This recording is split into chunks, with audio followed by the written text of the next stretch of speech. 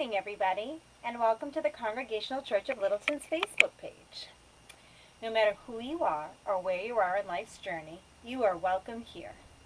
Okay, today's reading from the Jesus Storybook Bible is called, let's find it here, The Young Hero and the Horrible Giant, David and Goliath, from 1 Samuel 17.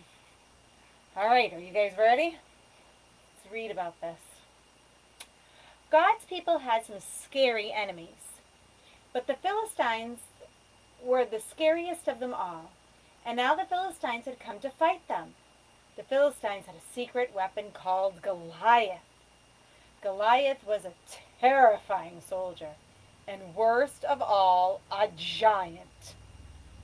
A giant so strong and so tall and so scary that no one had ever been able to fight him and live to tell the tale. So there they were, the Philistines standing on top of one hill, God's people standing on top of the other. Every day, Goliath came out and shouted, "Send your best soldier to fight me. If he wins, we will be your slaves. But if I win, you will be our slaves." No one spoke. No one moved. "Chickens!" Goliath bellowed. "Your God can't save you. I'll rip your heads off and have you on toast." His beady, greedy eyes glowered at them hungrily from under his horrible helmet, as if any minute he really might just gobble them all up. Oh, and he laughed his terrible laugh. "Ha, ha, ha, ha!" it boomed, echoing horribly around and around the dry, dry valley. Well, Goliath might just as well have been a green, slimy monster with 3 heads, because God's people froze with fear. Their eyes glazed over and they turned deathly pale. They knew if someone didn't do something quick, if someone didn't save them, but God would do something. He would send someone to save them. Now, you remember that David was the youngest son of Jesse? Well, his brothers were soldiers in the army.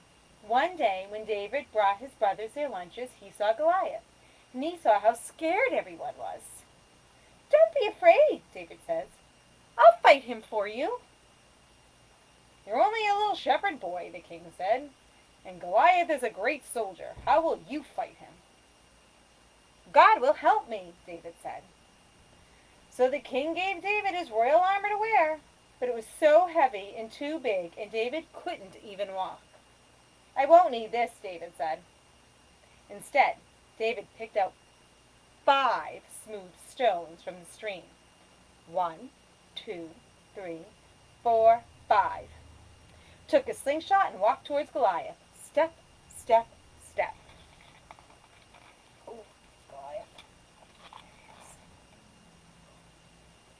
Goliath walked towards David. Thud, thud, thud. "You?" Goliath peered down at the small boy.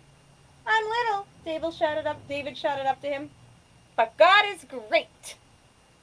Goliath laughed, an even terribler laugh than usual. "Ha, ha, ha, ha, ha, ha, ha, ha, ha, ha, ha, ha," it went. With just one swing of his giant sword, Goliath could finish the boy off. But David kept going. "It isn't how strong you are or how many swords and spears you have that will save you. It is God who saves you. This is God's battle, and God always wins his battles." David put a stone in his sling, swung it around, and let it go.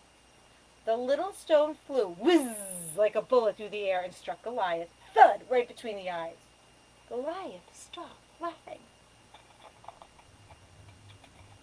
He stumbled and staggered and crash! Fell dead. When the Philistines saw Goliath was dead, they ran away. And when God's people saw them running away, they cheered. God had saved his people. David was a hero. Many years later, God would send his people another young hero to fight for them and save them. But this hero would fight the greatest battle the world has ever known. And that is the end of our story. Whoa. Let's go back and take a look at that. Wow. Here we have Philistines. This big army with this weapon. This giant soldier Goliath.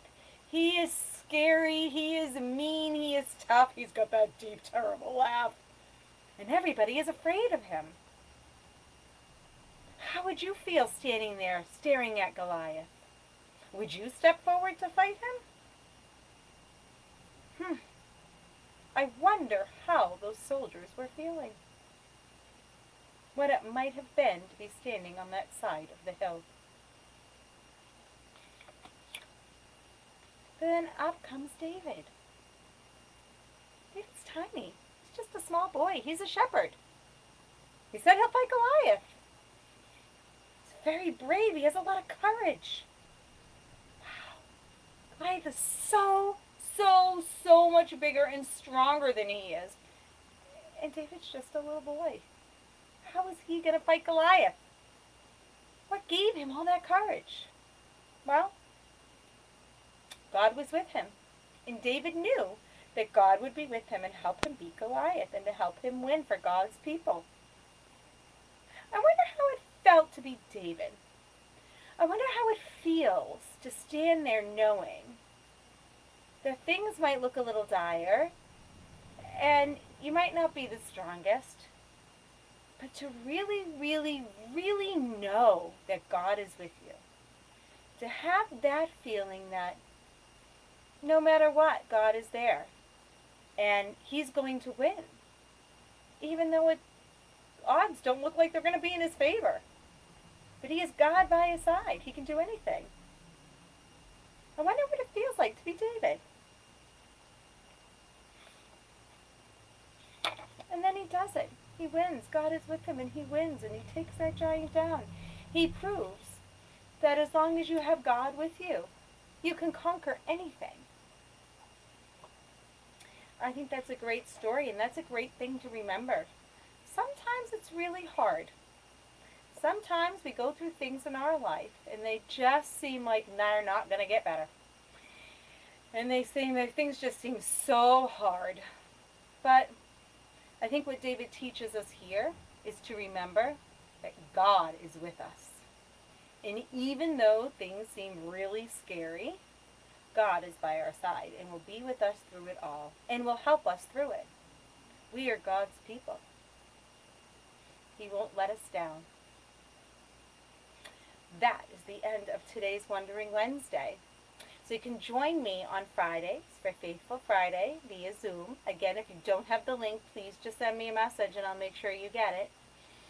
We will be doing a story from our Bible called, let's see, I have it here, different Bible.